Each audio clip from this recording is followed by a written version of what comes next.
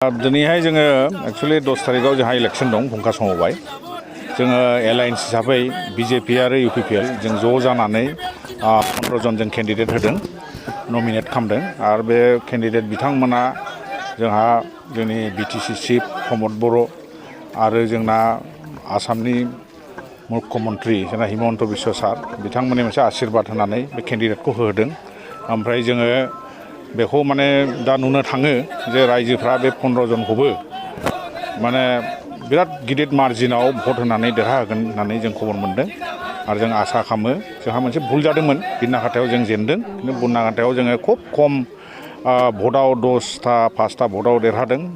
बेहाय जोंहा एसे भुल जादोंमोन जों रायजोखौ एसे कয়েকजनखौ बुजायनायाव भुल जादोंमोन बे जिनिसा जों बहाय बे भुल खामा जोङो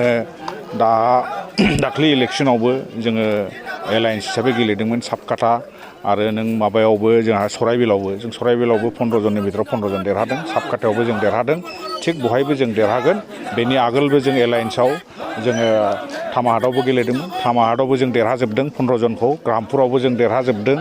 साबकाटावबो देरहादों सराइबिलावबो देरहादों तुलसिबिलावबो जों देरहादों आरो दिनैहाय जोंहा काउन्टिं जागासिनो दं जलाइस्रियाव बहायबो जों देरहाजोबगोन आरो कुसुगाव इलेक्शन फैगासिनो दं दाबो बे इलेक्शना जायाखै गाम्बारि बिल बहायबो जों देरहागोन जोंनि देरहानाय मार्जिना बिराद मोजां खालि मोनसेल' जोंहा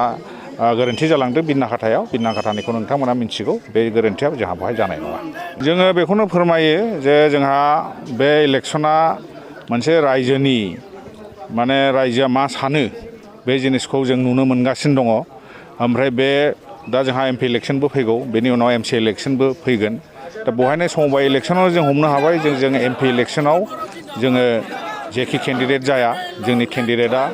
माने अनेक मार्जिनाव मोजां मार्जिनाव जों एबार बारग'नो हागोन जों बेखौनो नुयो गोजोन्थों आंनि मुङा फार्दिनान्द बसुमतारी भुमखा समबाय समितिनि मुख्य कार्यबाही आरो जोंनाव दिनै नमिनेसनाव बिपिएफनिफ्राय 15 जन आरो इउपिपिएलनिफ्राय 8 जन बिजेपिनिफ्राय 7 जन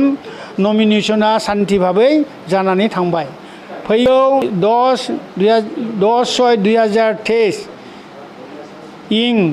सुनिबार सानखालि जाहाथे जोंना भटार होनायाव जाहाथे सान्थि भाबै जायो आं बेखौनो कामना खालामो केन्डिडेटआ 30 जन जाबाय 30 जन गैया निर्दलीय गैया